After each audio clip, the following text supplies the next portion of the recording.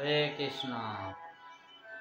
পঞ্চপাণ্ডব ও কৌরবদের বিবাদ যখন চরমে, সেই সময় ধৃতরাষ্ট্র পঞ্চপাণ্ডবদের এমন একটি স্থান প্রদান করলেন যেখানে কোনো মানুষ বাস করতে পারে না, যেখানে সর্পরা বাস করে, যেখানে দানবেরা বাস করে। সেই স্থানটির নাম হচ্ছে খাণ্ডবপ্রস্থ। সেই খাণ্ডব বন দহনের সময় আত্মরক্ষার জন্য ময়দানব অর্জুনের শরণাপন্ন হন। অর্জুন তাকে রক্ষা করে। খুশি হয়ে ময়দানব অর্জুনকে একটি বর প্রদান করতে চাইলেন। অর্জুন বললেন, আমার কোনো বর লাগবে না, তুমি এই বর পরমেশ্বর ভগবান শ্রীকৃষ্ণকে প্রদান করো। পরমেশ্বর ভগবান শ্রীকৃষ্ণকে যখন জানানো হলো, তিনি বললেন, না না, আমার কোনো বর লাগবে না, তুমি এই বর অর্জুনকেই প্রদান করো। এইভাবে ভক্ত চায় তার ভগবান যেন সর্বদা সন্তুষ্ট থাকে এবং ভগবান চায় তার ভক্ত যেন সবসময় সন্তুষ্ট থাকে। যাই হোক, পরবর্তীতে পরমেশ্বর ভগবান শ্রীকৃষ্ণের পরামর্শে ময়দানব পঞ্চপাণ্ডবদের জন্য একটি প্রাসাদ নির্মাণ করেন। সেই প্রাসাদটির নাম হচ্ছে ইন্দ্রপ্রস্থ। সেই ইন্দ্রপ্রস্থ ছিল অত্যন্ত সুন্দর, অত্যন্ত মনোরম। সেই প্রাসাদটির বৈশিষ্ট্য ছিল এই রকম যে জলকে স্থল মনে হতো এবং স্থলকে জল মনে হতো। একবার দুর্যোধন সেই প্রাসাদ ভ্রমণকালে জলকে স্থল মনে করে জলাশয়ে পড়ে গেল। সেখানে উপস্থিত দ্রৌপদী ও অন্যান্য সখীরা তা দেখে খুব হাসাহাসি করতে লাগলো এবং দ্রৌপদী বলেছিল, আন্দা কা বেটা আন্দা, অন্ধর ছেলে অন্ধ। এই একটি কথা, যার কারণে দুর্যোধন অত্যন্ত ক্রোধিত হয়েছিলেন এবং দুর্যোধন প্রতিজ্ঞা করেছিলেন যে আমি এর প্রতিশোধ নেব এবং পরবর্তীতে দ্রৌপদীকে দেখে নেব। মহাজনেরা বলে থাকেন, এই একটি কথার কারণেই মহাভারতের এত বড় রক্তক্ষয়ী যুদ্ধ সংগঠিত হয়েছিল। তো কথা অত্যন্ত গুরুত্বপূর্ণ।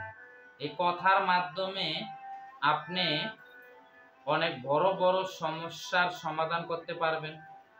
শুধুমাত্র মিষ্টি কথা, মধুর কথা বলার মাধ্যমে আপনি বিশ্বকে জয় করতে পারবেন। আবার উল্টাপাল্টা বা ভুলভাল কথা বলার কারণে আপনি অনেক সমস্যার সম্মুখীন হতে পারেন, এমনকি আপনার জীবন পর্যন্ত বিপন্ন হতে পারে। এজন্য প্রবাদ আছে, কথায় তরে কথায় মরে। পরমেশ্বর ভগবান শ্রীকৃষ্ণ গীতার সপ্তদশ অধ্যায়ের 15 নম্বর শ্লোকে বলেছেন, অনুদ্বেগ করম বাক্যম সত্যম প্রিয় হিতম চ যৎ। এমন কোনো কথা বলা উচিত না যা মানুষের মনে উদ্বেগ সৃষ্টি করে। আমাদের সবসময় সত্য কথা বলা উচিত এবং সত্য কথা কিভাবে বলা উচিত? সত্য কথা প্রিয় করে বলা উচিত। পরমেশ্বর ভগবান শ্রীকৃষ্ণের একটা বিশেষ গুণ ছিল, তিনি ছিলেন সত্যবাদ। সত্যবাদ মানে তিনি সবসময় সত্য কথা বলতেন এবং সেই সত্য কথা কিভাবে বলতেন? সেই সত্য কথা তিনি প্রিয় করে বলতেন। এর জন্য তার আরও একটি বিশেষ গুণ হচ্ছে, তিনি ছিলেন প্রিয়বাসী। আমরা দেখি তিনি যখন কালীয় নাগকে দমন করেন এবং তিনি যখন কালীয় নাগকে তার রমনক দ্বীপে ফিরে যেতে বলেন, তিনি কিভাবে কালীয় নাগকে সম্বোধন করেছিলেন?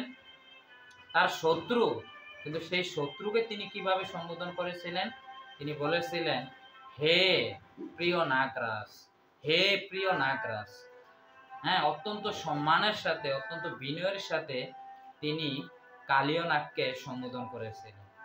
রূপ গোস্বামী তার উপদেশামৃত গ্রন্থে বলেছেন, বাচ বেগম মনস ক্রুদ বেগম জিহ্বা বেগম উদরোপস্থ বেগম এতান বেগাঞ্জু বিষয়ত ধীর সর্বাম্পি মাম পৃথিবীম সশিষ্যাৎ। বাক্যের বেগ, ক্রোধের বেগ, মনের বেগ, জিহ্বার বেগ, উদরের বেগ, উপস্থের বেগ, এই 6টি বেগ যিনি দমন করতে পারেন তিনি সমগ্র পৃথিবী শাসন করতে পারেন। এই 6টি বেগের মধ্যে প্রথমটি হচ্ছে বাক্যের বেগ।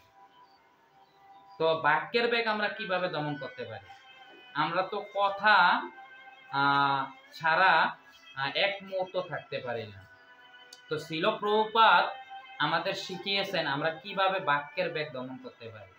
তিনি বলেছেন যে কৃষ্ণ কথা কীর্তন, হরি কথা কীর্তন অথবা ভাগবত কথা কীর্তনের মাধ্যমে আমরা এই বাক্যের বেগকে দমন করতে পারি, অথবা শুদ্ধ ভক্তের কাছ থেকে হরি কথা শ্রবণের মাধ্যমে আমরা সহজেই এই বাক্যের বেগকে দমন করতে পারি।